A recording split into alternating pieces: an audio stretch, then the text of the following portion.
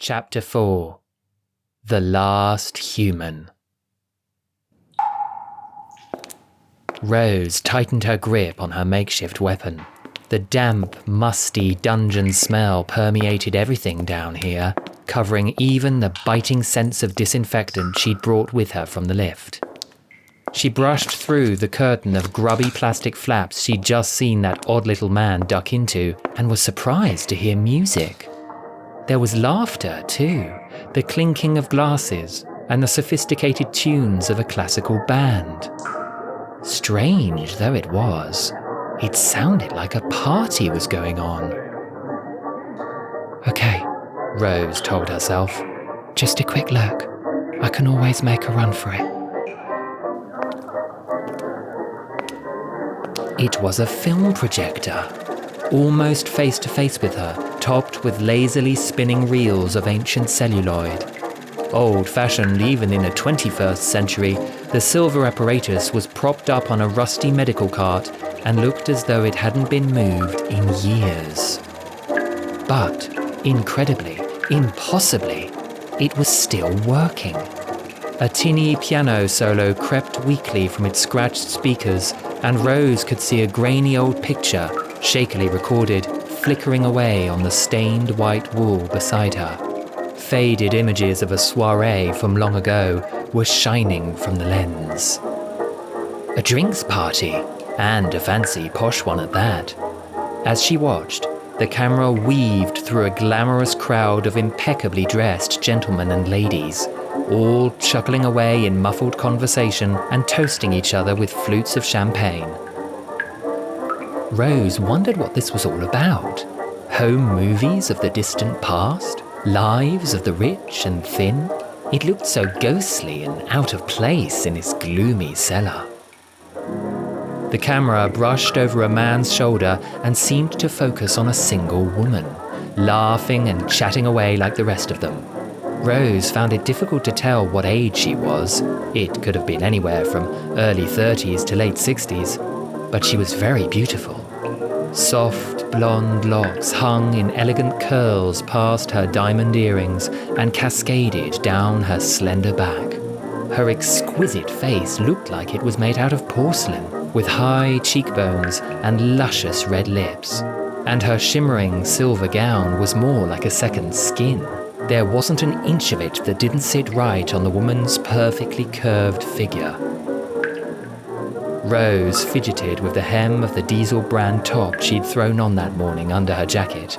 She'd always wished she could fit a size smaller, and suddenly felt very drab and dowdy next to this flawless creature. Unsurprisingly, the blonde beauty in the film was surrounded by a gaggle of dashing young men in tuxedos, all of whom were hanging on to her every word. She appeared extremely comfortable in the throng of such a captive audience. If anything, Rose rather thought she was thriving off the attention. Isn't it wonderful? The dame laughed, her voice a thick drawl of wealth and confidence which sounded naggingly familiar. I mean, you never know what your life is going to be like. Not ever. Here, I'm bored with this drink. She shoved her half-empty cocktail glass at whomever was filming her without even looking. Anyway, oh, hello, darling. Another handsome guest had just swept over and wrapped his arm around her waist, as if the two of them were old flames. Oh, don't, giggled the woman in a coy sort of way, pretending to take offence at whatever the new gentleman was now whispering into her ear. Now stop it, you naughty boy. That's simply not true. Rose blinked, and her breath caught in her throat. Wait a minute, that's... Then it clicked. That laugh. That high-pitched schoolgirl laugh. She'd heard it before, on her very first trip, from the woman who'd nearly burned her alive on Platform 1, and never thought she would hear it again. It was her. Rose whirled round as a voice matching that of the woman on screen suddenly sang out, "Peekaboo!" Her jaw dropped open. On the other side of the room, stretched out across a battered metal frame like an animal pelt, hooked up to IV drips and medical tubes but otherwise just the same as ever, was an outrageous expanse of living skin, flatter than a magazine cover, shining pink, almost translucent in the dim light. Dark veins pulsed visibly through the taut flesh, trailing all the way back to the center where a smooth, feminine face peered outward. The eyes were heavy with makeup and bulged from the skin, too wide for where they were held, and there was a slash of red lipstick over what passed for a mouth. The face fluttered its eyelashes at her, prompting a flood of déjà vu. Rose had seen this bizarre, ghastly approximation of a body before, back on Platform 1, that decadent observation deck where she'd been forced to come to terms with the lot. The Doctor, the TARDIS, time travel, space travel, and aliens. All sorts of weird and wealthy ambassadors flown in from across the galaxy to gather for the final, natural end of planet Earth as the sun expanded and the solar system dissolved. Bird-headed aliens, talking blobs of blue fat, green, slimy, polite things. It had made Rose's head spin. And at the time, she'd been overwhelmed. She'd struggled, before eventually taking it all in her stride.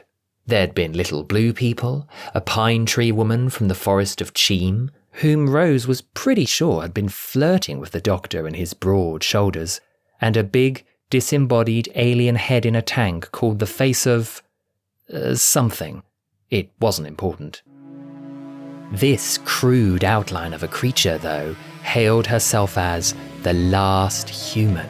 The Lady Cassandra O'Brien. Delta 17 was, by her own admission, a most unfortunate fan of radical cosmetic surgery.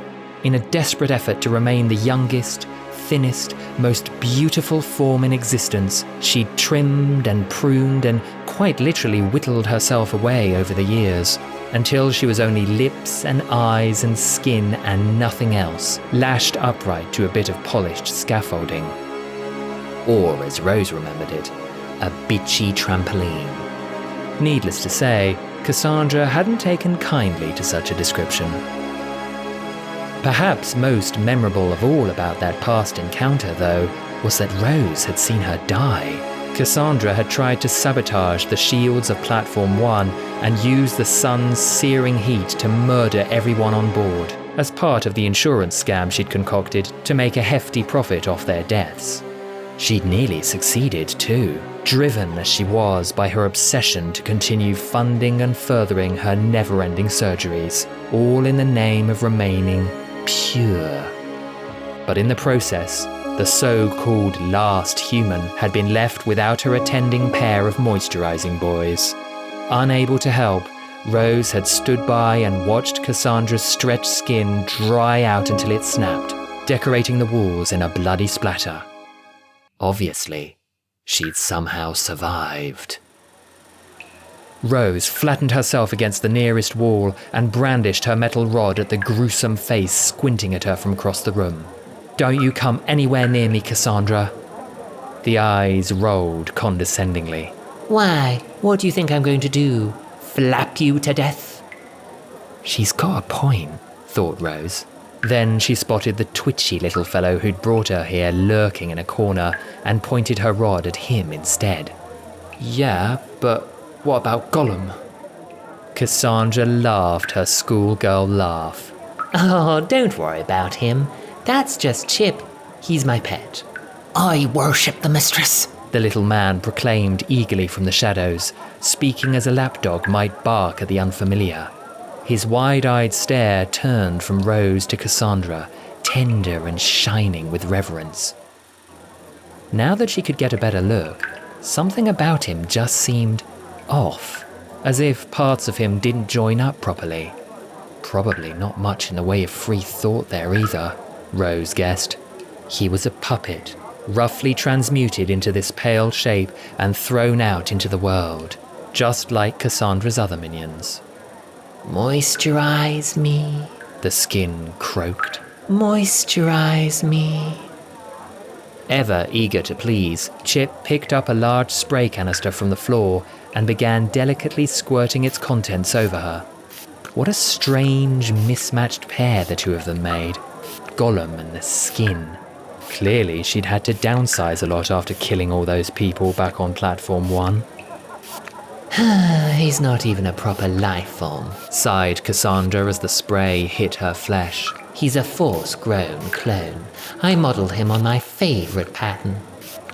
You can see straight through her when she talks, thought Rose, though a perceived lack of vocal cords didn't appear to have impeded Cassandra's posh, aristocratic manner she remembered so well from last time, with that excessive sweetness to her voice and witchery in her tones. But he's so faithful, overriding the lift controls to bring you here. Chip sees to my physical needs. Hope that means food, Rose grimaced as she watched Chip lovingly remoisten the stretched skin. How comes you're still alive? The eyes glared accusingly at her. After you murdered me. That was your own fault, Rose shot back with a glare of her own. She recalled that hard look in the doctor's eyes that day, though, denying her quiet plea for him to help Cassandra as her skin shriveled up in the heat, screaming to be moisturized.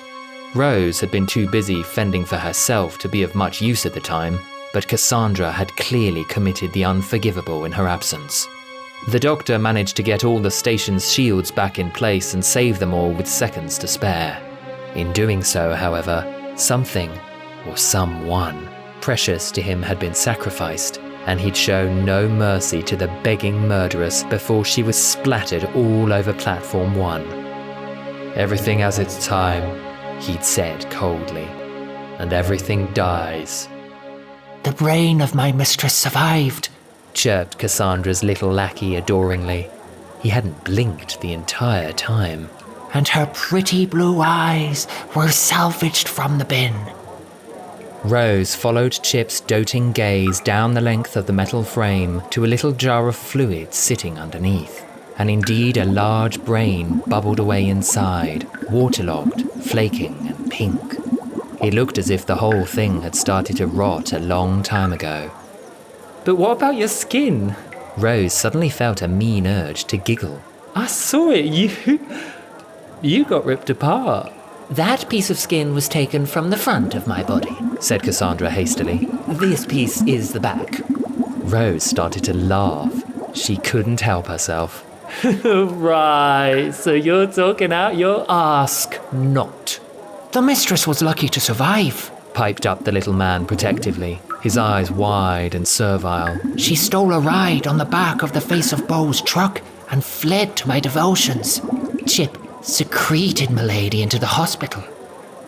Rose's laughter died in an instant, and now she felt dread in the pit of her stomach. Of course Cassandra had snuck in. She'd guessed as much. But what was she doing in such a squalid dump in the first place? Was she genuinely sick? What, so they don't know you're here? The tattooed man nodded. Chip steals medicine, helps Milady, soothes her, strokes her. Okay, you can stop right there, Chip. Rose cut in, not sure she wanted to hear much more. Cassandra gave a dramatic sigh, her gaze drifting forlornly towards the ceiling.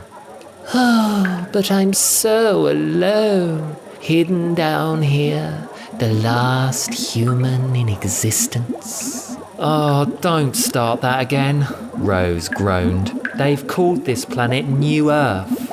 A vegetable patch, the skin spat venomously. And there's millions of humans out there. Millions of them. Mutant stock. But Rose was having none of it. They evolved, Cassandra. They just evolved, like they should. But you stayed still. Got yourself, I don't know, all pickled and preserved, and what good did it do you? The skin, however, was no longer paying attention. Rather than dignify Rose with an answer, she turned her eyes sulkily to the projection on the wall, watching the old film play out in front of them. Rose saw the woman on screen receive a kiss on the hand from another handsome admirer, and heard her laugh demurely. Oh, how very kind you are. Oh, I remember that night, the skin said dreamily, lost in memories of happier times. Drinks with the ambassador of Thrace. I had such fun. That was the last time anyone told me I was beautiful. After that, it all became... Her wistful tone turned bitter. Such hard work. Rose folded her arms, hating the twinge of pity she felt for the woman. She saw enough of it back home, in magazines, on TV, a whole rotten culture of crash diets and facelifts preying on women's insecurities and reducing them to sticks. Hollywood actresses starving their bodies, becoming Botoxed and lollipop-headed in pursuit of someone else's warped ideal of perfection. And eventually, billions of years later, you got Cassandra, lipstick and skin. She tried to imagine what a party like that would have been like, on some far-off world somewhere. The ambience and the sounds and the heat, the drinks and the people, the chatter and the music. The Lady Cassandra as she once was, in her prime, before self-absorption had turned her nasty and she'd started looking down on everyone else as mongrels while ruining her own body beyond all recognition. Rose wondered if Cassandra was permanently stuck in that night, if she played this film over and over again, clinging to a past long gone, back when she was still herself, her proper self. To look at her now, a grotesque parody of life, endlessly punishing her body like some anorexic model addicted to surgery, so caught up in her own little world. It was like she'd never grown up. Maybe, once upon a time, the Lady Cassandra might have been different. Maybe she'd been more than just a pretty face. Well, Rose decided to break the nostalgic silence with a shrug. You've got a knack for survival, I'll give you that. All this time, she'd begun edging her way back over to the door, readying herself to run. She'd seen enough. The doctor would surely be wondering where she'd got to by now. It was time to make a break for it back to the lifts, head back upstairs and warn him.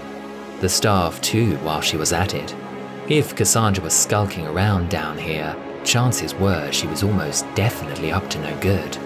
Chip might chase after her, but by the looks of him, Rose guessed he wouldn't be as quick as she was. But I've not been idle, Rose, Cassandra crooned suddenly, her bulging blue eyes glittering. Tucked away, underneath this hospital, I've been listening.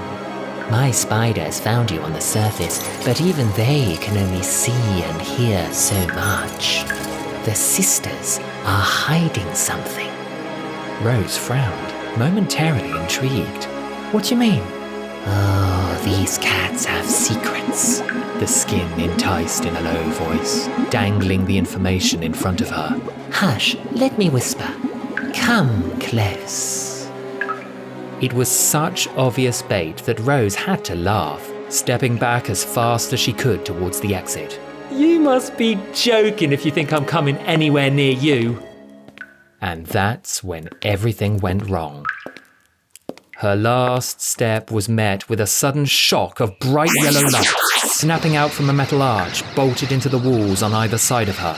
Quite suddenly, Rose was frozen in place, her ears filling up with the sputtery sounds of some ancient machinery sparking into life overhead. The metal rod fell from her fingers and clattered noisily away across the stone as the light wrapped itself around her wrists, holding her captive with invisible, restraining force. Rose swore. She thrashed about in a panic, tugged furiously at her trapped arms to try and free herself, again and again. But to no avail. The more she struggled, the tighter the energy surge held her in place. Cassandra was triumphant. Chip, activate the psychograph, she commanded. The tattooed man bounded over to a pair of levers a short distance away, both hands at the ready. It was then that Rose realized she'd been tricked. Cassandra, she yelled, let me go! But she didn't. Chip pulled both levers down with a loud thunk, and the thrum of energy increased. Rose gasped as a shining cascade of blue light came streaming down from above, ensnaring her body like a cage. Before she knew it, She could feel herself being lifted several inches off the ground, losing all sensation in her limbs, and a stifling pressure began to build inside her head. Rose wanted to scream. Her mind was thundering now. Her heart surged and hammered. But the energy filaments wouldn't let her move an inch. For the first time, she was scared. She was stuck. Absolutely and irrevocably stuck. And nothing, it seemed, not even the doctor, was going to get her out of this. "Cassandra, let me go!" she shouted again, unable to keep the terror out of her voice now. "What are you doing?" "The lady's moving on," crowed Cassandra. Her eyes were fixed on the ceiling, as if she were concentrating with all her might. "It's goodbye, Trampoline, and hello, Blondie." A knowing simper played upon her lips. Then, in a sudden movement, a streak of glowing pink light erupted from the stretch of skin and flashed across the dingy room, towards Rose. Rose tried desperately to duck, to pull away, but now small iridescent coils were emerging from the pink cloud and latching themselves onto her face. Quick and vicious, they wormed their way into her skin. Rose was dimly aware of a poisonous presence taking root inside her body, slithering like a snake across her mind, pressing, smothering, hurting. And then she was aware no more.